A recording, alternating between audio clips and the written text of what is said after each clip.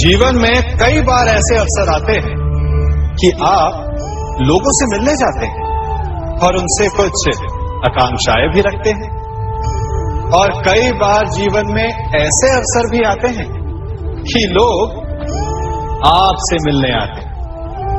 इसलिए अतिथियों का सम्मान करने से पूर्व सदा कुछ बातों को स्मरण रखना आवश्यक होता है। यदि कोई आपके पास मिलने आता है तो उसके 3 कारण हो सकते हैं। पहला कारण होता है भाव, दूसरा अभाव और तीसरा प्रभाव। तो जैसा अतिथि उसको वैसा ही सम्मान दें। यदि आपके पास कोई भाव से आए तो उसे केवल आपका प्रेम चाहिए, आपका सानिध्य चाहिए, और यदि कोई अभाव में आया तो उसकी उतनी सहायता अवश्य करें जितना आप करने में सक्षम हो, परंतु इतनी अधिक भी ना करें कि वो उस सहायता का दुरुपयोग कर बैठे। और यदि कोई प्रभाव में आया तो स्वयं पर अभिमान ना करें, क्योंकि कभी न कभी जीवन में आप भी भाव, अभाव और प्रभाव के चक्रव्यूह में फंस सकते हैं।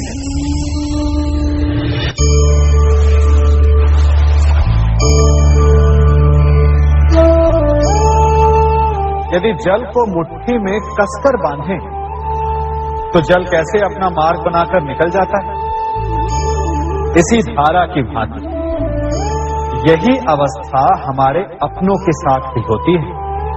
अधिकतर हम जिनसे प्रेम करते हैं, हम सदा उन्हें अपने समीप रखना चाहते हैं, स्वयं से दूर नहीं होने देना चाहते। चिंता करते हैं, भय खाते हैं कि कहीं उनके साथ या उनसे कुछ बुरा घटित ना हो जाए, और ऐसे में हमारे अपने ही हमसे दूर हो जाते हैं, ठीक मुट्ठी में बंधे जल की भांति। इसलिए जिनसे आप प्रेम करते हैं उन्हें स्वतंत्र कर दीजिए, उनकी सोच को स्वतंत्र बनने दीजिए, उन्हें अपने मार्ग स्वयं ढूंढने दीजिए, क्योंकि आप सदा उनके साथ उन्हें मार्ग दिखाने के लिए नहीं रहने वाले। इसलिए अपनों के साथ अवश्य रहें, परंतु उन्हें बांधे नहीं। जन्म के पश्चात बालक जब पहली बार अपने नेत्र खोलता है तो उसका मन उत्सुकता से भरा हो कि यह संसार क्या है, उसे क्या दिख रहा है। ये उसके जीवन का नया आरंभ होता है। परंतु जैसे हम धीरे धीरे बड़े होने लगते, अनुभव अर्जित करते हैं, हमारे मन की उत्सुकता, हमारे जीवन का चाव होने लगता है। तनिक सोचिए, जब हम सुबह सोकर जगते हैं, अपनी आंखें खोलते हैं, तो उसे ही हम अपने जीवन का प्रारंभ समझ लें तो सुबह से लेकर संध्या तक के समय को ही अपने जीवन जीने का समय समझ लें तो कितनी स्फूर्ति आ जाएगी। आप कितने काम कर पाएंगे, कितने लक्ष्य अर्जित कर पाएंगे। फलों से मिलकर घड़ी बनती, घड़ी से मिलकर प्रहर, प्रहर से मिलकर दिन बनते हैं, और दिनों से माह और वर्ष।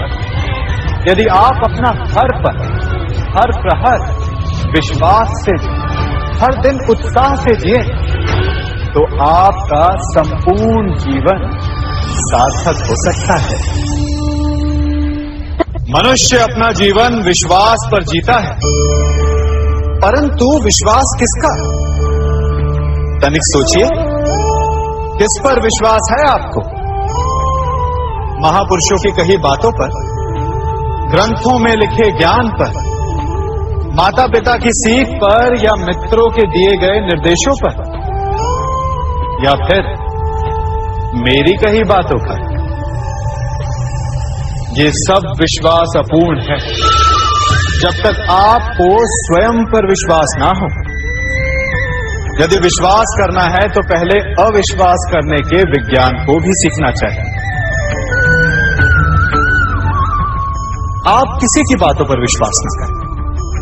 आप अपने मन से पूछें, अपनी अंतरात्मा से प्रश्न करें, और जो उत्तर मिलेगा वही सबसे उचित होगा। जब आप अपने मन, अपनी अंतरात्मा पर विश्वास करना सीख जाएंगे तो नीति, ज्ञान सब आपके भीतर से स्वतः उमड़ेगा। और यदि आप स्वयं पर ही विश्वास ना कर पाए तो धर्म ग्रंथों में लिखे श्लोक, महापुरुषों की वाणी, माता पिता की सीख या मित्रों का निर्देश कोई भी लाभ नहीं दे पाए।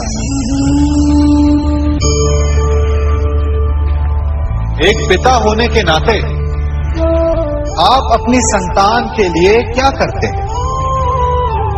उसके लिए बहुत सारी सुविधाएं जुटाते, बहुत सारा धन कमाते हैं ना? और क्या आपको ऐसा लगता है कि यही उचित है आपकी संतान के लिए? इस पंछी को देख रहे हैं, ये भी संतान को जन्म देता है, उन्हें पालता है, पोसता है, उड़ना सिखाता है और भोजन का प्रबंध भी करना सिखाता है। परंतु उनके बड़े हो जाने के बाद उनके लिए अलग से घोंसला नहीं बनाता। क्यों? क्योंकि यदि इसने संतान को सब कुछ करके दे दिया तो संतान क्या करेगी? वो अपनी संतान को तब तक भोजन कराता है जब तक उसकी संतान स्वयं भोजन का प्रबंध करने में सक्षम नहीं हो जाता। और उसका लाभ ये मिलता है कि उसी की भांति उसकी संतान आत्मनिर्भर बनती है। इसलिए अपनी संतान को उतनी ही सुविधाएं दें जितनी आवश्यक है। मोह को त्यागें। आपका उनसे मोह उन्हें कभी आत्मनिर्भर नहीं बनने देता। अपनी संतान को कर्म करना सिखाइए। यदि आपकी संतान कर्म करना सीख गई तो वो धन स्वयं कमा लेगी, और यदि वो आलसी, अकर्मण्य बन बैठे तो आपके संचित धन का भी नाश कर देगी। संसार में सबसे बड़ा संबंध कौन सा है? अब आप पूछेंगे कि ये कैसा प्रश्न हुआ? इसका उत्तर तो बड़ा सरल है, यही ना? परंतु इस प्रश्न के भी कई उत्तर हैं। कोई कहेगा माता और पुत्र का संबंध, तो कोई कहेगा पिता पुत्री का संबंध, तो कोई पति पत्नी का, और तो कोई भक्त और भगवान का संबंध। परंतु तनिक गहराई से देखेंगे तो पाएंगे कि ये सारे संबंध या तो जन्म से जुड़े होते हैं, या समाज में बना दिए जाते हैं, या फिर किसी आकांक्षा के चलते बनते हैं। तो सबसे बड़ा संबंध कौन सा होता है? उलझ गए ना? सबसे बड़ा संबंध होता है मित्रता का, क्योंकि मित्र हम स्वयं चुनते हैं, जिसमें ना कोई आकांक्षा होती है, ना ही कोई स्वार्थ छिपा होता है। यदि कुछ होता है तो केवल साथ का आनंद। अपने बीते दिनों को स्मरण कीजिए। जब आप घर से बाहर निकलते होंगे तो सबसे पहले किसका स्मरण होता था? मित्र का। परंतु जैसे जैसे मनुष्य बड़ा होता जाता है, सफल होता जाता है, मित्र छूटते जाते हैं और फिर वो अपनी आय, अपने जीवन के स्तर के अनुसार मित्रता करने लगता है। उसके मन में ये विचार आ जाता है कि मित्रता बराबरी वालों से ही होनी चाहिए। यही सोच अनुचित है, क्योंकि मित्रता बराबर वालों से नहीं होती, मित्रता हमें बराबर करती है। इसलिए नए मित्र अवश्य बनाएं, परंतु अपने पुराने मित्रों को भूलिएगा मत।